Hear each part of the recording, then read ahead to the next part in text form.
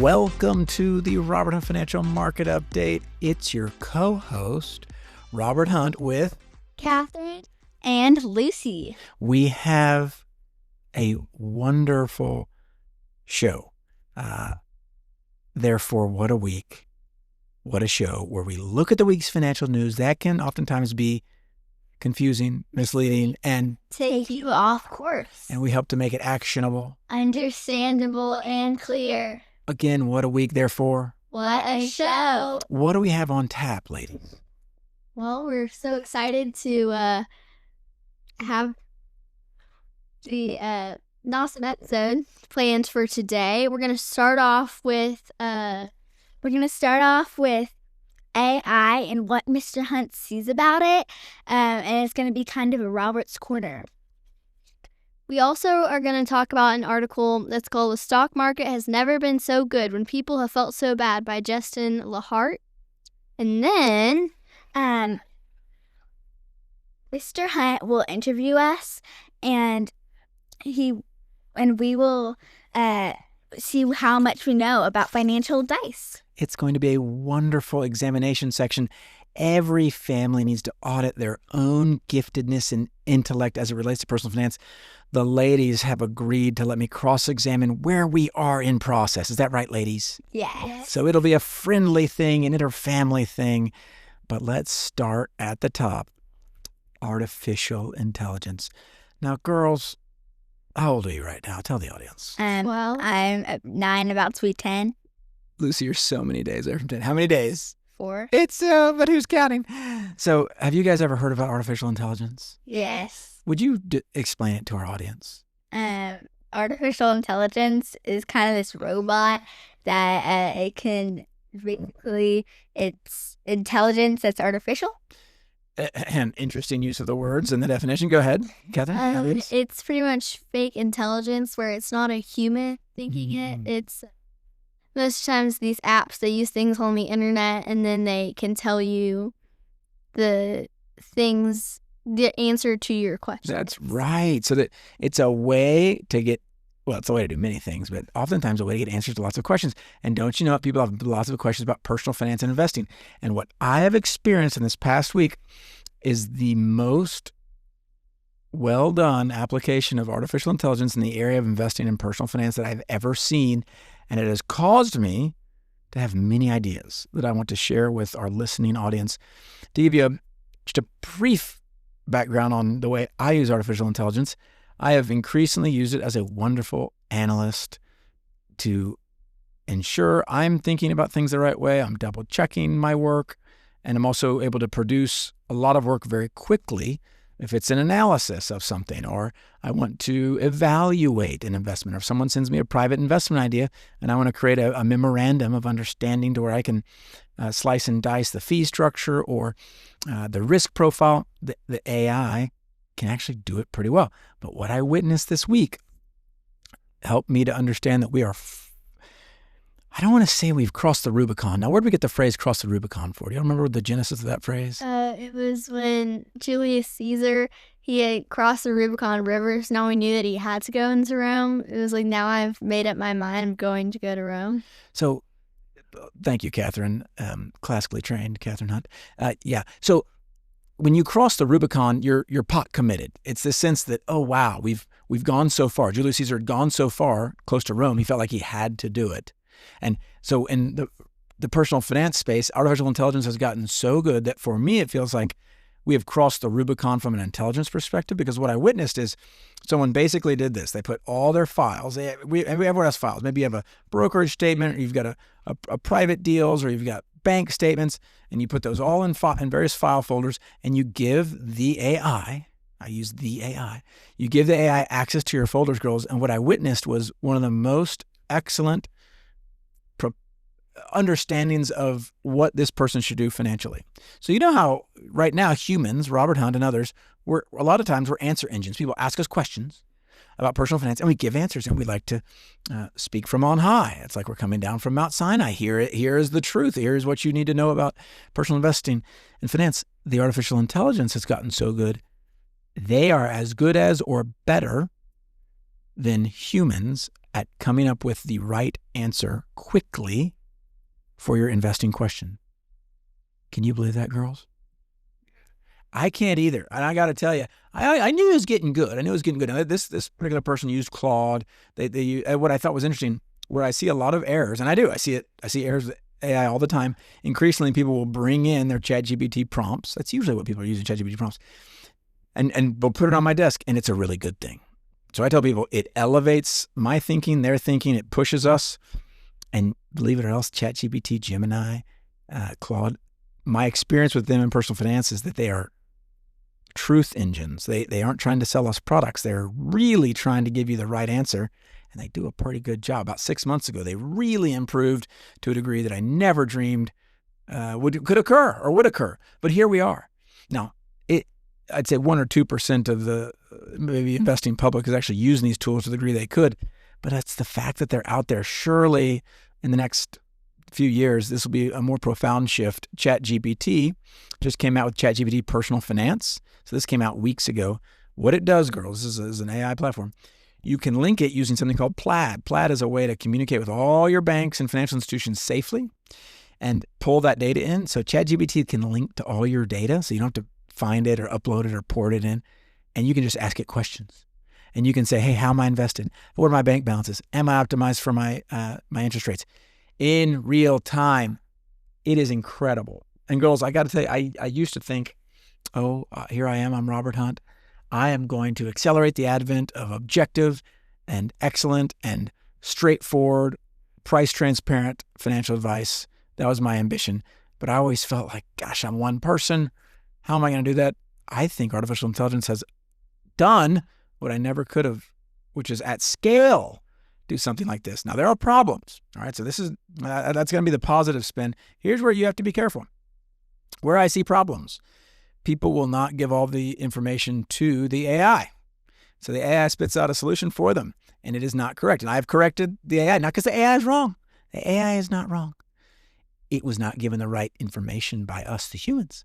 And because I have the information, and oftentimes if artificial intelligence doesn't see a file or hear a file or even, I'll as I'm hearing someone's story, they'll say, Aunt Susie gave me this piece of land out, northeast of Decatur, and it's a big, well, if the artificial intelligence doesn't know that, it can't put it into your investment thesis. But what I want to encourage, if you're willing, I know artificial intelligence isn't for everybody. There are some thoughtful people that don't want to use it, and I'd say that's fine by me. Give it a go. Ask it a question. If you trust it with your data, and I think that's a big if, but if you do, upload a statement. Upload your files. Ask it, hey, where am I? How am I doing? Now, where is it weak, girls? Ooh, execution risk. This is where, and I think it will solve this eventually, but can it actually make the change for you and convince you to make the change? My experience as an advisor is even when I have the right answer, it doesn't mean a lot. The client has to have the confidence. I have to explain it well, slow, take my time, make sure I'm right. If the client doesn't believe, it doesn't matter. And so as good as these answer engines are, these artificial intelligence engines, if they don't build trust, enough trust with the person asking the questions, it's not going to work out very well. It's not going to go. So we've crossed the Rubicon. And you know what that means, Lucy. Yes. Okay. We've crossed the Rubicon. We're in a world where every answer you could basically ever have related to personal finances, if it's uploaded correctly, will be answered, and it'll be answered correctly within seconds. This is an amazing world to be in. Amazing world to be in. Where is it? Where's the weakness? By way of review, your prompt engineering. How good of questions are you asking it? And the data you're giving it.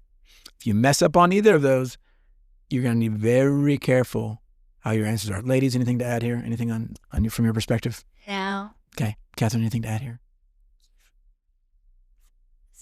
It's my pleasure. I do this for the people. I appreciate that accolade, but it's for the people, and it's a repository of data for you for the next 50 years. You can go back and listen to your father's podcast. I'm sure you will. When you're 50, and like, what did Daddy say? I must go back. This data will be, and in fact, you can ask the AI, what did Robert Hunt say on this date? It'll tell you. Isn't that crazy? I know. I know. AI knows me. You can say, what does Robert Hunt believe? It'll tell you what I believe. Anyway. It's a fun deal. All right, what's next on the agenda, ladies? What is next? Well, we will talk about a Wall Street Journal article, and that's called "The Stock Market Has Never Been So Good When People Have Felt So Bad." Ooh, A Tale of Two Cities. Have you read that yet? What grade do you read A Tale of Two Cities? 8th grade. Ooh. So Justin Lahart wrote this. I've experienced this as an advisor. Stock market, and this is something that I know every time I give this data, people can sometimes say, impossible.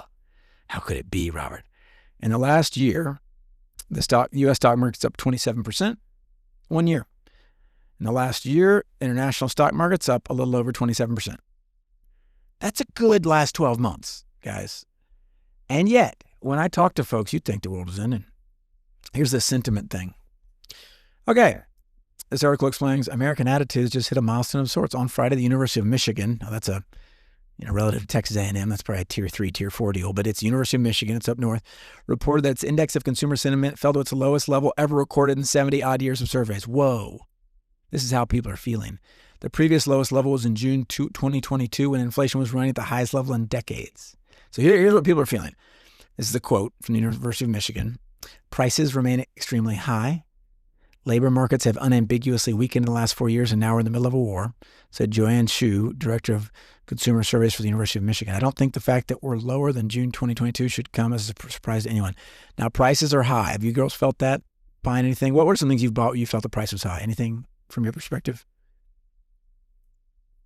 Are y'all spending money at all? Do your parents buy you everything? What's going on over there?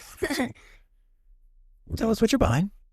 I'll buy, I guess, birthday presents, and normally what happens is you just take it out of my account. I do take it out of your account. How are you feeling about the prices of some of these birthday gifts? What's going on from an inflation perspective at on the ground level for you? Normally, I buy things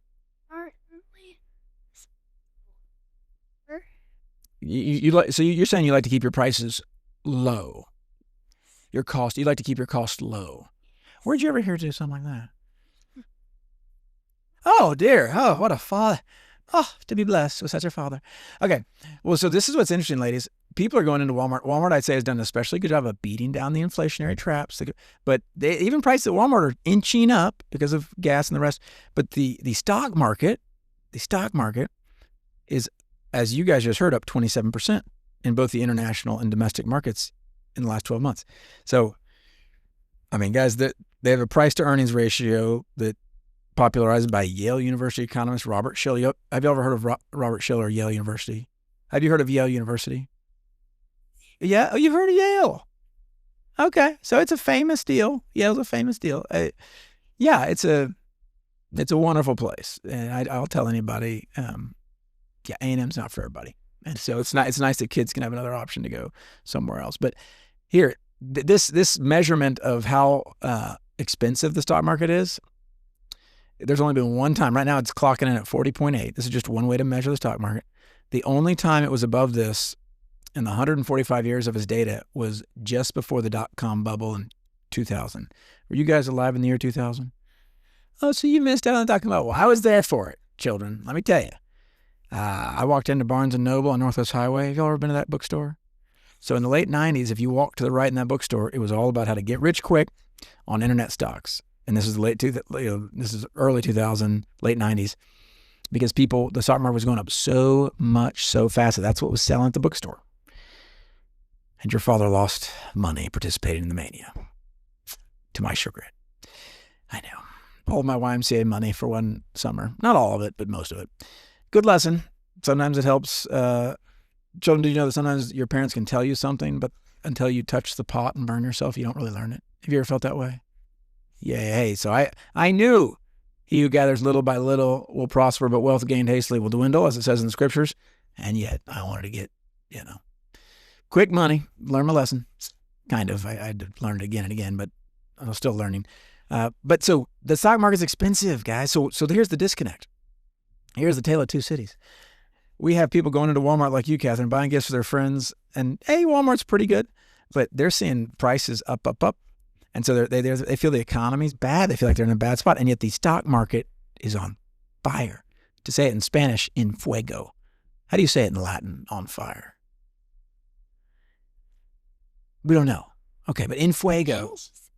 It is in. Okay, so but we don't know what fire is in Latin yet. Okay. So for my Latin listeners, I may have some Latin people that listen. Okay. But in fuego, so this is why people oftentimes they'll come into my office and they'll say, gee whiz, this stock market, don't trust it. Don't trust it, can't trust it. Job market's bad, everything's bad. Stock market doesn't care. Stock market doesn't care. And what's a blessing is if you keep your time horizon, you can actually ride this stuff out. And if you also keep your investing, you don't have to think through these difficult problems, because I actually understand why people feel this disconnect, that they should line up, but not always so. Lightning round. All right, ladies, you asked for it. You wanted me to ask. No, I actually didn't ask for it. I told you. I want to hear about how you're progressing your investing knowledge. Tell me, what does it mean to keep your costs low? What does that mean? It means to, if there's eggs that are $10 and eggs that are $5, and try to get the $5 eggs. That's right. Because, okay, anything else to add to that, Catherine? Having to keep your costs low in investing. What does that mean to keep your costs low in investing? If there's a lower price, I guess go for it. Go for it. So eggs is interesting. Okay, that's a great analogy. You know those farm-raised eggs where the chickens are happy and they're free, and you can almost taste the yolk. The yolk is, how the yolk feels even yellower? Okay, it's different in investing, because with eggs, the cheaper you get, sometimes you get the caged eggs. Okay, so it's confusing. That's cheaper. But if you go to investing, the cheaper you go, the better the product gets. Isn't that interesting? Not like eggs. The cheaper you go from, and they measure cost. This is a tough one. When you buy eggs, you might buy for $3, $4, $5 a dozen. When you buy an exchange trade fund or mutual fund, you do it as a percentage. Y'all learn percentages yet? What's 1% of 100? Y'all know that? What's 10% of 100? 1/10. Well, true. Yeah, that's right. So 10. But they express cost as a percentage. So the expense ratio, the lower it is, the better it is. Okay, so that's cost low. What about investing simple? What does it mean to keep your investing simple, ladies? Don't make it too complex and try to do the really fancy type of investing. Anything to add, Lucy? Thank you, Catherine. Yeah. No, that's it. Okay. Yeah. So that's right. So what's very confusing to the consumers, did you know, ladies, a lot of banks and wealth managers and professionals, people that wear ties, like I'm wearing right now, the audience doesn't know that. They can probably hear it. They probably hear the authority with which I speak. Did you know that a lot of these institutional companies, they'll make it complex, even though they're the Wizard of Oz? Now, who was Oz at the end of the day, Lucy? Who was Oz? He was just a regular man. He was a regular man. But did you know, in the investing space, a lot of men and women will come out in ties or nice, what do ladies wear that's very nice? What do I call it? Not ties. What do ladies wear? Dresses, I guess, and banks. I don't know. I don't know either. But the ladies are coming out in nice clothes too, and they're telling you your investing should be complex. Isn't that interesting? Now, they don't say it like that, but they put out all these expensive products that are complex. Why do you think not all the banks, a lot of these banks and wealth managers promote complexity to the client? Why would that benefit them? Why is that? So that they can get more money? Yes. King Solomon once said it, bread is good for laughter, wine makes life merry, and money is the answer to everything. Follow the money. So, yeah, complexity favors them, not you. So, girls, you must keep your investing simple. And then what does it mean to keep your time horizon long, ladies? What does that mean? Well, I guess you want something that would last longer, not something that's going to last you for a week or a few days. Yes. Lucy, anything to add to that? Time horizon long? Yeah. Well said. Time horizon long is a tough one. It means your decisions, you should have 50-year visions for them. So I would equate it to, if you're a farmer, I know, Lucy, you want to be a farmer. If you were to build a fence, do you want the fence to last 10 months, 10 years, or 100 years? 100 years. Because you're going to do it one time. Why should it last 10 months or 10 years? If you're going to build it right. The same thing with investing. Set up your investments and invest in such a way that it has a 100-year vision for it, which is why we avoid the complexity. So we're going to stick to what we know, ladies. We're going to keep our nose to the grindstone, our ears to the dirt, and we're going to keep our cost low, our investing simple, and our time horizon long. Because that's what's going to give you the best shot on our investing journey. Until next week.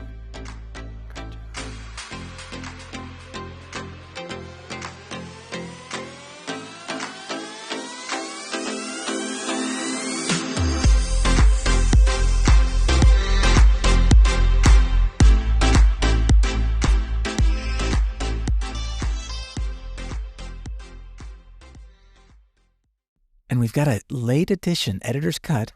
Catherine Hunt did remember what it means to be on fire in Latin. Go ahead. Inflame. Inflama? Flama? But you have a guess. So for those of you listening to the end, there you go.